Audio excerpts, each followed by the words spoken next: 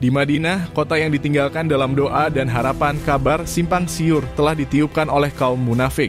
Isu kekalahan dan wafatnya sang Nabi menjadi fitnah yang menguji keteguhan iman. Sementara itu di Badar, Rasulullah Shallallahu Alaihi Wasallam dan pasukannya yang menang dihadapkan pada babak baru yang tak kalah menentukan bagaimana mengelola buah kemenangan. Perselisihan kecil mulai timbul di antara para pahlawan Badar mengenai harta rampasan, sebuah ujian tentang keikhlasan. Dan yang lebih berat, puluhan tawanan Quraisy yang beberapa di antaranya adalah kerabat dan penjahat perang paling keji, kini berada dalam genggaman kaum muslimin. Kisah ini adalah kelanjutan dari kemenangan itu sendiri. Sebuah kisah tentang bagaimana wahyu kembali turun untuk menuntun, bagaimana hikmah dan perdebatan membentuk hukum, dan bagaimana setiap keputusan yang diambil pasca Badar akan menjadi fondasi bagi peradaban yang sedang mereka bangun, sekaligus menjadi benih bagi konflik yang akan datang.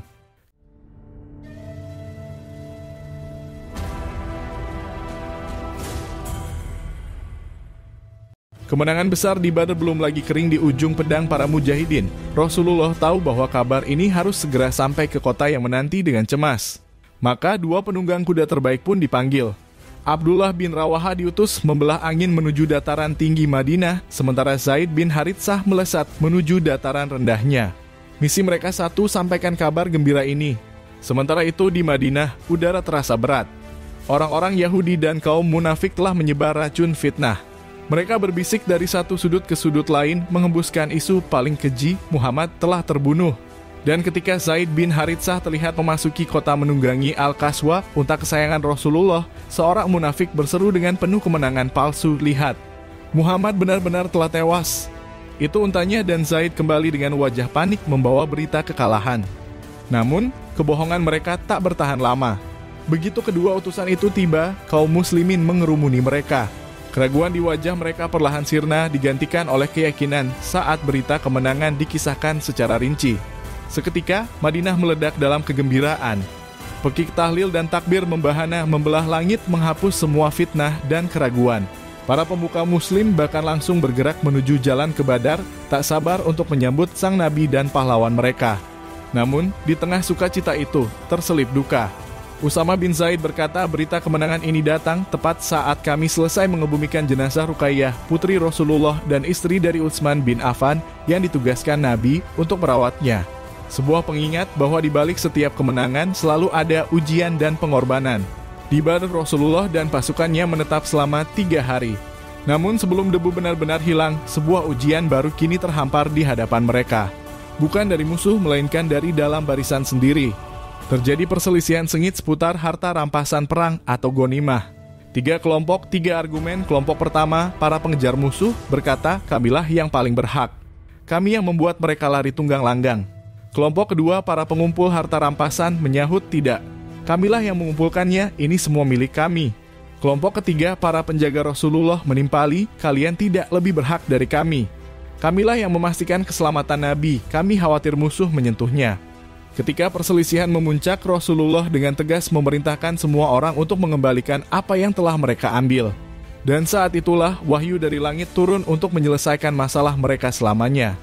Allah berfirman dalam surah Al-Anfal, "Mereka menanyakan kepadamu tentang, dalam kurung, pembagian harta rampasan perang.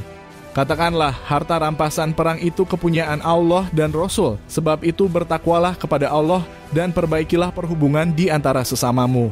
Maka dengan petunjuk ilahi itu, Rasulullah membagi harta rampasan secara adil di antara seluruh kaum muslimin. Ujian pertama setelah kemenangan pun berhasil mereka lewati. Perjalanan pulang pun dimulai. Kaum muslimin bergerak menuju Madinah, membawa serta para tawanan dan harta rampasan.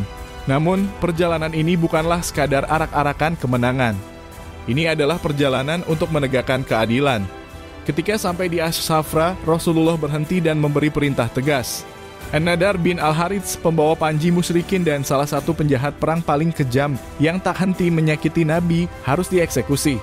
Tanpa ragu, Ali bin Abi Thalib maju dan memenggal lehernya. Perjalanan berlanjut. Di Irq Az-Zabiyah, perintah kedua turun. Kali ini untuk Uqbah bin Abi Mu'ayth. Dialah orang yang pernah melemparkan kotoran unta ke punggung Nabi saat beliau sedang salat.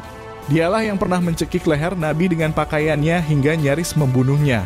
Ketika perintah eksekusi dijatuhkan, Uqbah memelas, "Siapa yang akan mengurusi anak-anakku, wahai Muhammad?" Dengan tatapan dingin penuh keadilan, Rasulullah menjawab, api neraka. Nyawanya pun berakhir di ujung pedang.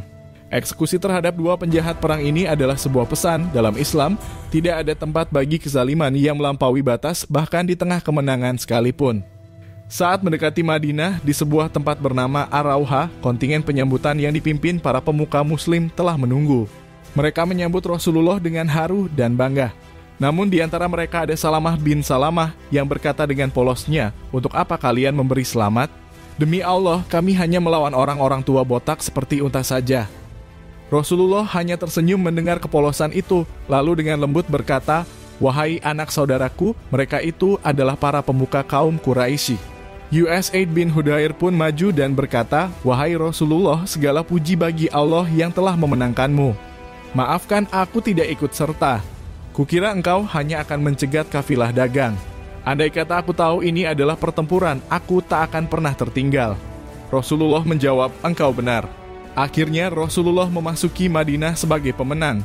Wibawanya membuat setiap musuh di dalam dan di sekitar Madinah menjadi gentar. Banyak penduduk yang sebelumnya ragu, kini berbondong-bondong masuk Islam.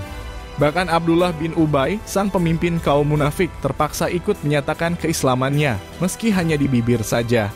Namun dilema terbesar masih menanti di Madinah. Apa yang harus dilakukan terhadap 70 tahunan perang, yang diantara mereka adalah paman, sepupu, dan kerabat sendiri?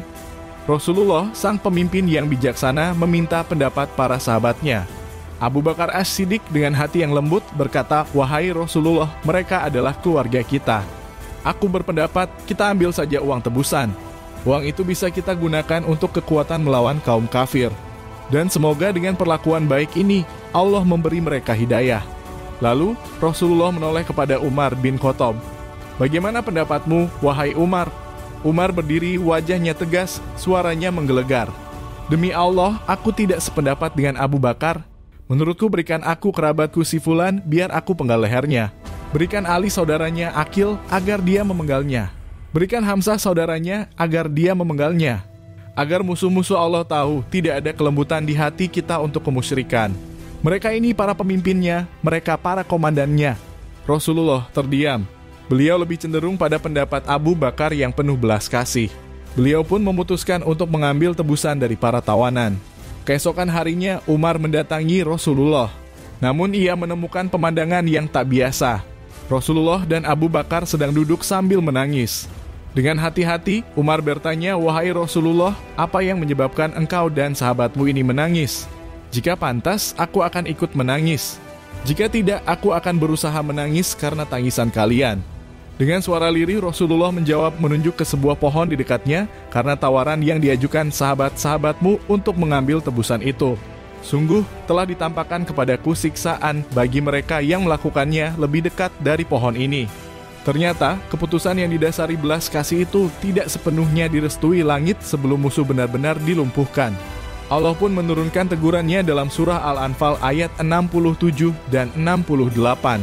Sebuah teguran cinta yang menunjukkan betapa tingginya standar yang Allah tetapkan bagi Nabi dan umatnya.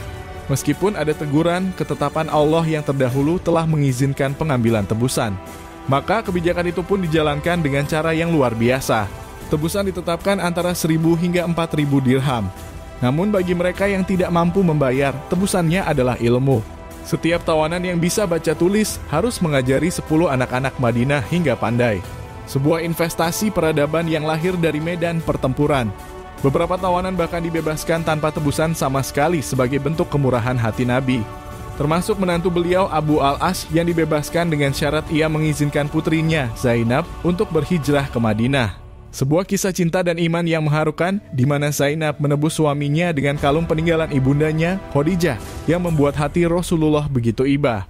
Demikianlah perang Badar tidak hanya berakhir di medan laga. Gemanya terus berlanjut menjadi serangkaian ujian iman, keadilan, dan kebijakan yang membentuk wajah komunitas muslim untuk selamanya. Sebuah kemenangan yang tidak hanya melahirkan pahlawan, tetapi juga peradaban.